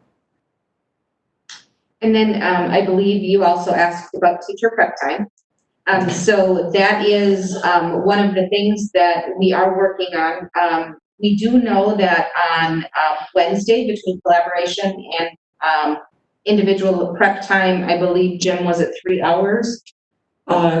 It's 1 hour prep and then 2 hours of collaboration. For 2 hours of collaboration, 2 hours of professional. Yeah, so we do know that a chunk of it comes on Wednesdays, and we will also need to have another chunk of it during the student day at some point in time, or the teacher day at some point in time. We also have some creative space available to us. As an example, as a principal, I often had before school meetings several days per week with different teams. At the elementary level, teachers arrive at school about 45 minutes before students arrive. And as a principal, I often took that time with my staff. Because we have the Wednesdays with staff, principals are being asked to allow that 45 minutes before school time to be teacher time and not meeting time. We'll use Wednesdays to tackle the issues that we usually tackle before school. So we will capture it some of that time before students arrive, but we also know we'll need to tackle some time while students are there. So probably a detail a little bit yet to be worked out, but it certainly is one that we're problem solving. And then one other question I think that was embedded in there might be others that I was answer, but there was a question about time frame. We keep referring to Wednesday principal meetings. So the model right now is that principals in between each of those Wednesday meetings will work with their staff, different members from their staff and other teacher groups And then we come together on Wednesday to continue to refine the model. So each Wednesday, we have big steps that go forward. And then we answer several questions as a group, and then we have others that we have to work out over the course of the next week. And so we're running out of Wednesdays, we know, and we've made significant progress the last couple of Wednesdays. Mandy Van Vliet, our Director of Special Education, has coordinated that work and done a wonderful job of helping us lead towards some decisions that we made as quickly as possible, which you are then seeing reflected in the FAQs that you asked about. One thing I'd like to add to that, Dr. Johnson, there was the question about on those remote learning days, who was responsible? I don't mind speaking for the entire admin team and exec team directors. I think we're all responsible. If we have what happened this past spring, and I'm speaking for many districts out there, we wind up doing the same thing that we did last spring. We failed our students, we failed our families, and we failed our staff too. So that's what's been exciting when I learned from the executive team today about 200 plus teachers supporting each other, but also really supporting administration.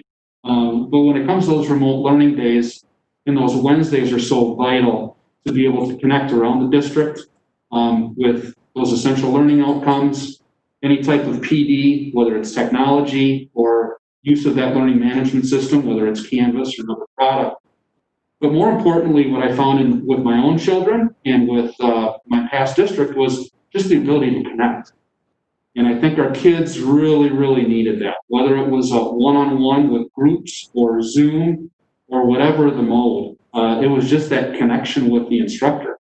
And it could be in small groups as well. But I think when I say that, I say that truthfully, that we're all responsible for this. Our lives and our professional lives have changed. For example, our assistant principals, with the lack of suspending students in the last trimester or quarter of the school year, what else would they be doing? And what ours were doing, and I'm sure there were all sorts of things to do to connect with families and students, but checking Canvas, checking Schoology, those learning management systems, just to make sure that our staff had that support they needed and the families had those communication avenues. So I just wanted to share that for your second question. Thank you. We do have another agenda item tonight, so unless there are any final questions, I would like to potentially move on. We know we're going to have more questions, and by way of request for future agenda items, we'd certainly like another update. Next time I do see we have Dr. Bika and, wow, well, maybe we're not moving on right away. I got Dr. Bika, Dr. Johnson, and I'll go Commissioner Zur, and then back to you, Dr. Johnson. Go ahead, Dr. Bika. Thank you. Socio-emotional learning factored very significantly into the schedules of the elementary school students, but seems to be missing from middle and high school. Their needs are different, but they are as significant, if not more, from elementary, and I wondered about that piece. Well, when I talk about the essential learning outcome work, so part of the advantage of having those extended blocks of time is part of the team. So our Director of Student Services, Dr. Kaying Zhang, and our Director of Academic Services, Becky Graff, are coordinating their effort. So when we bring those teacher teams together, we are directly embedding social emotional learning into the instructional model. And so it'll look different, but you do have those extended time periods now at the secondary level that will allow for that to be part of, rather than at the elementary where it can be a particular time they will carve out. It will be part of each class and part of the work that they have moving forward, and they have a plan for that integration model to take place over the next few weeks with the staff that they're bringing together.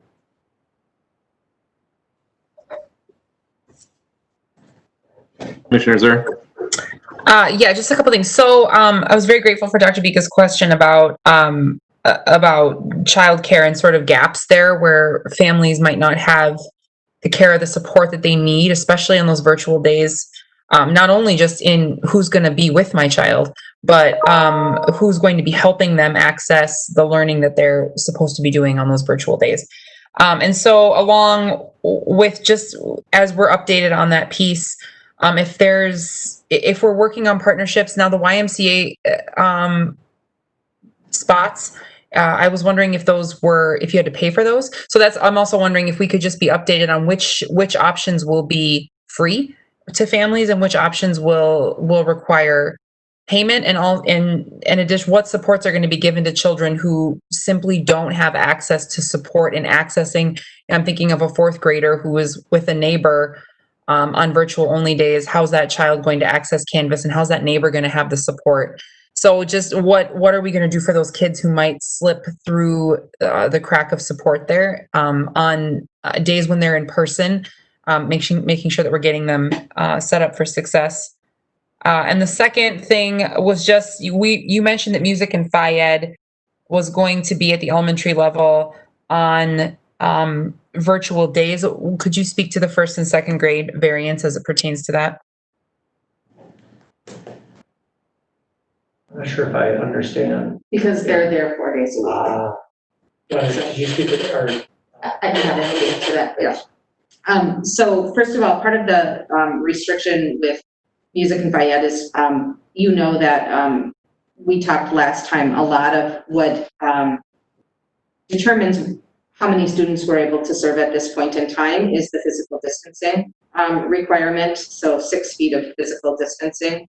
And with exercise and music, that requirement actually is quite a bit more than 6 feet. And so our ability to offer that in a face-to-face environment and still serve students is quite restricted. So that's kind of the why behind that. Students in physical education in first and second grade do have a virtual day on Wednesday, so they will receive some of that virtually on Wednesday. We also have options for structured play. We'd call it structured play, especially at the elementary level. So especially at the beginning of the year when we take kids outside for recess, one of the things that we do is we offer, we call it structured play, which actually is like, let me teach you how to play some cooperative games, or let me show you how to, what are some of the options to play outside at recess. And it also builds that social emotional connection with your class. And so that is another option for students on those days. Structured play certainly involves the physical piece, but also often involves a musical component. So those are the other options that we'll be able to explore. I know that our Phi-Ed and music staff will help us through that question. And I have not been working with them, but I know Becky is working with them. To circle back with the childcare question, again, in addition to the students or the team that is meeting in the community, they're going to be meeting again, like I said, this Thursday to try to finalize some items that they can share with the public and share with the district to be able to then share with our families.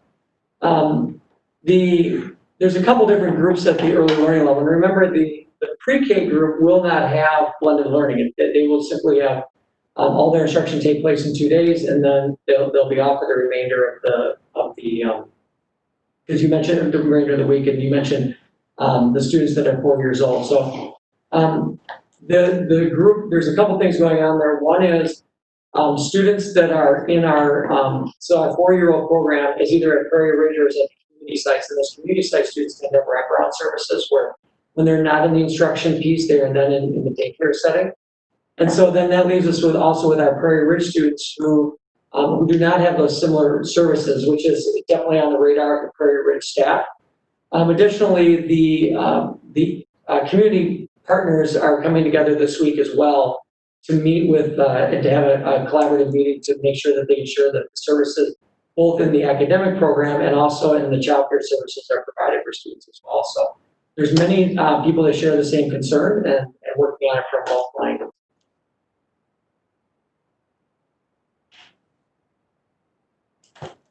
All right, Dr. Johnson. Yeah, and I'll conclude with my final set of questions here, and I guess full disclosure as a professor in the Department of Kinesiology and an advocate of physical activity and health promotion.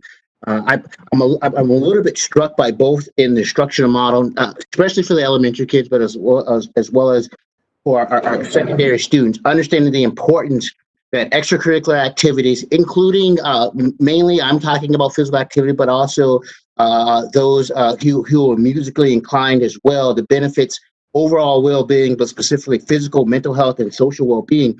I guess for me is if we are allowing recess, but only 2 times 15 minutes. The remainder of the time, we're potentially saying that elementary kids will be in a sedentary position in a classroom sitting down.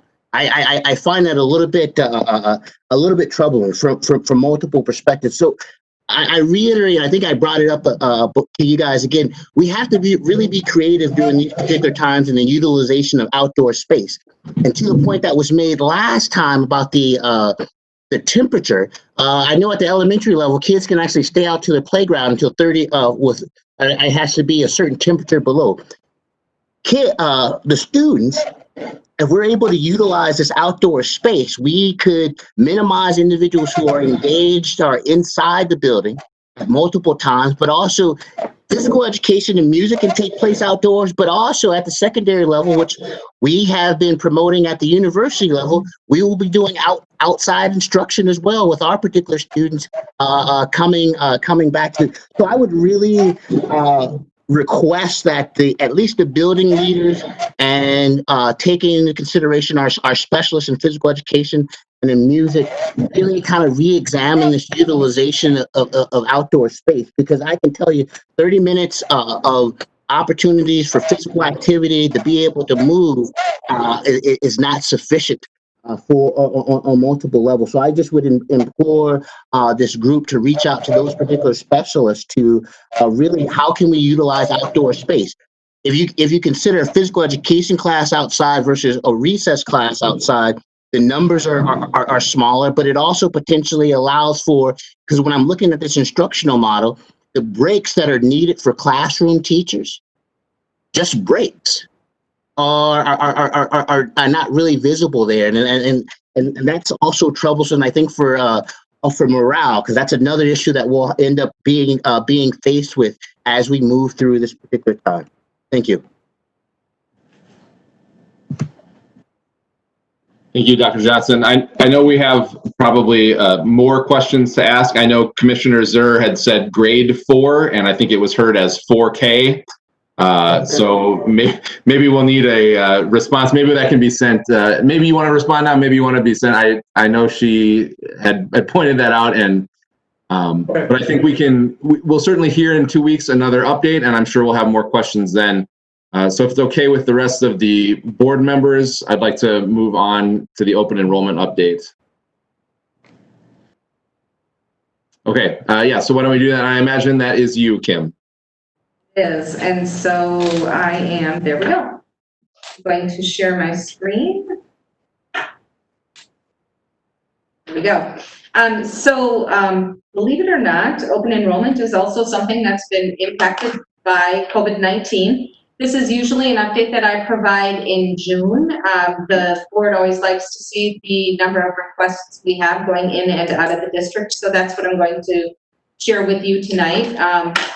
And I'll share with you also an updated timeline so you can have an idea of kind of where we're at as far as what we know for numbers and what is still pending.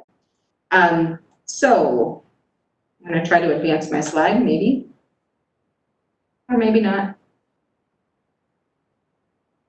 See if I can do it this way.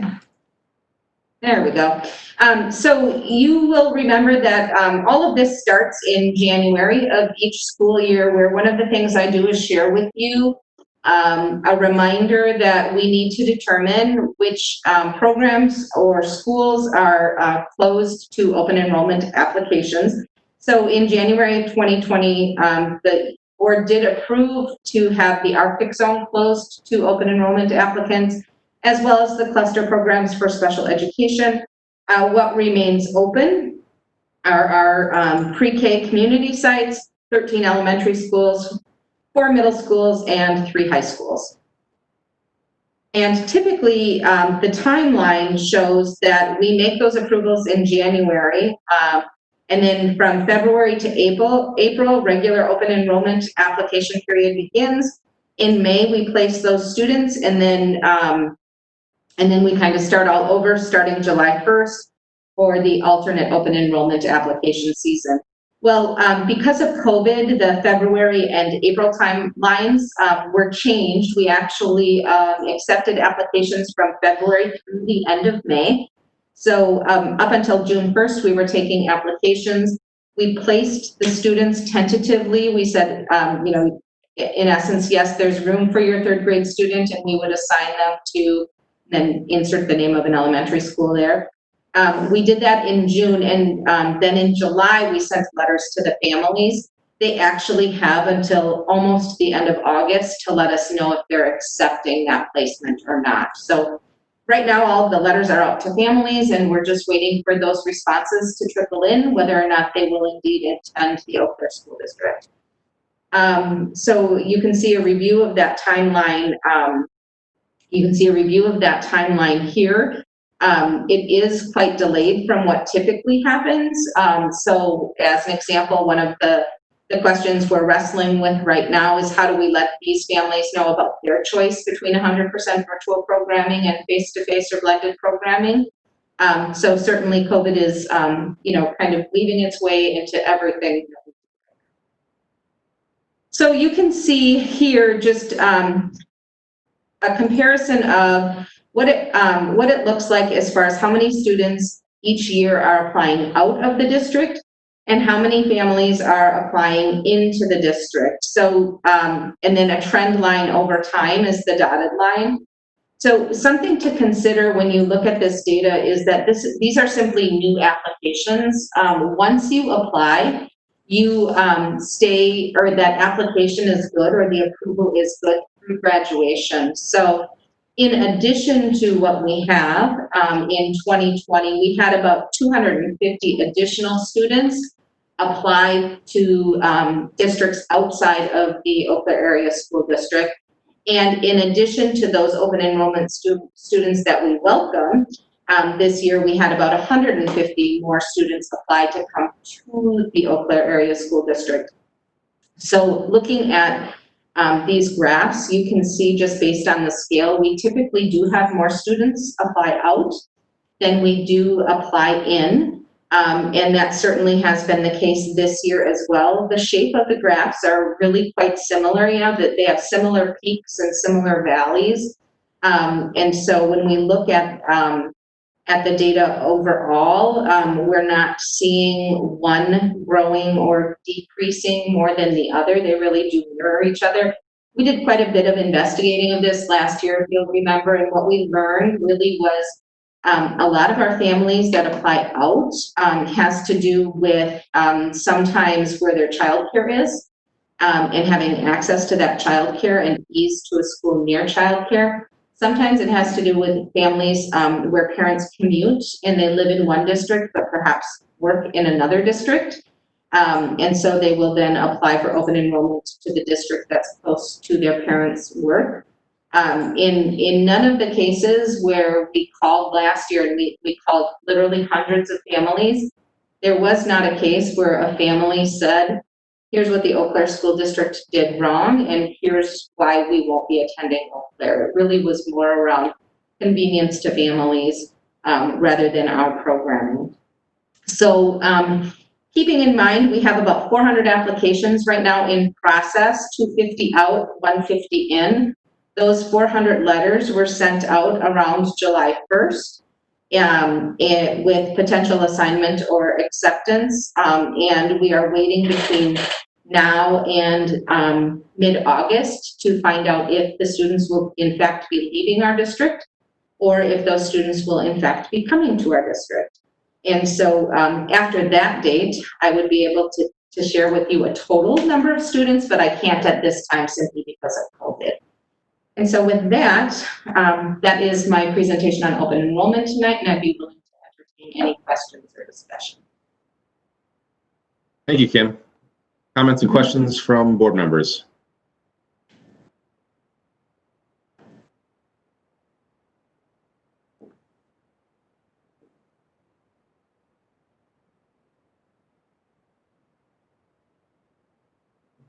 Dr. Johnson. Yeah. Do you foresee, given the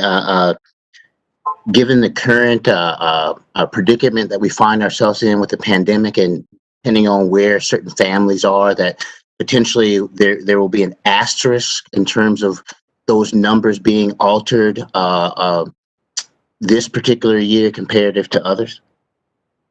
One of the things I do wonder about, so when we tracked that data last year, we looked at the number of students that were open and rolled out to a virtual program, which is one of the reasons, Jim worked so hard on having the Oak Cliff virtual school kind of come to fruition in our district. I do wonder about whether or not that will impact, or we'll see an impact of that, especially with COVID.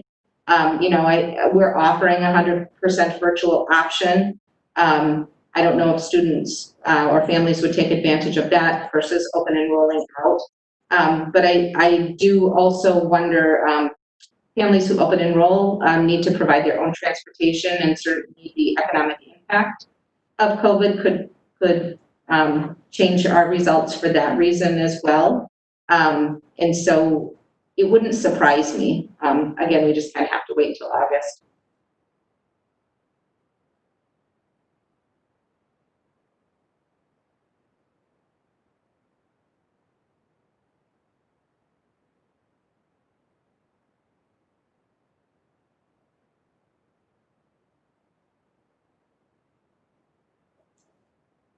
Well, seeing no other comments or questions, once again, thanks, Kim, for this information. I know it's something that we hear every year, and this year your job is that much harder in that particular arena. So thank you, and thank your team for the work that they're doing to keep all of that straight. Okay. I guess I will look for requests for future agenda items. We know we will hear another update on the reopening of schools, other things that members would like to hear about. Dr. Johnson? Could you just ensure in the update, Kim, I think you said you wrote down the information, but in terms of the MERV ratings and then the aspects of the purifiers available at schools and within classrooms, if you could specifically ask your facilities and grounds individuals to address those questions, I appreciate it. Thank you. If you could get it in a memo prior to the next meeting, would you prefer that, or would you prefer that in the next board meeting? Either way, that whatever works within your hectic schedule. I just would like some more clarification besides the response of standard maintenance.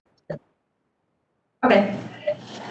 That could probably also be added to the FAQ if that was possible for families that are looking for that information as well. Again, I think you probably got beat over the head tonight with all of us saying we like the FAQ, we want to see more and more answers in it. Thank you, Dr. Johnson. Other items for our next agenda?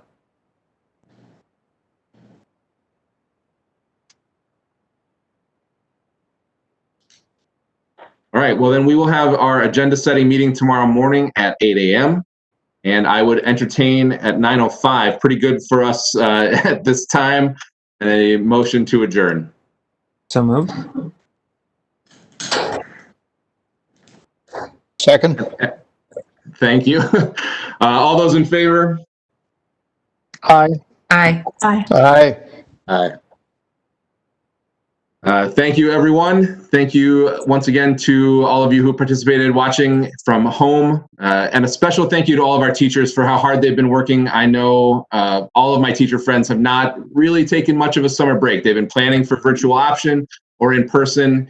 And I know it's late at night, but I just really want to hear you, have you hear me on behalf of the board say how much we appreciate your nonstop commitment to our students and our district. And we are appreciative beyond all measure. That also goes, of course, to our district administrators and the teams on the task force and all that. We know how hard this is for you, and we are bursting with gratitude at every step. So thank you for working with us. Thank you to the executive team and everyone else. Have a great night, everyone. We will see you when we see you.